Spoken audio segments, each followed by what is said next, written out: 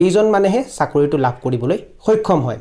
মই আপোনালোকক এইটো ক'ব বিচৰা নাই যে আপোনালোকে চৰকাৰী চাকৰিৰ প্ৰস্তুতি নচলাব বা আপোনালোকে চৰকাৰী চাকৰি নকৰিব যদি আপোনালোকে চৰকাৰী চাকৰি কৰিব বিচাৰে তেনেহলে নিশ্চিতভাৱে চৰকাৰী চাকৰিৰ প্ৰস্তুতি চলাওক বা আপোনালোকে চৰকাৰী চাকৰি কৰক কিন্তু যদি আপোনালোকে নিজৰ পঢ়া-শুনাৰ খৰচ উলিয়াবৰ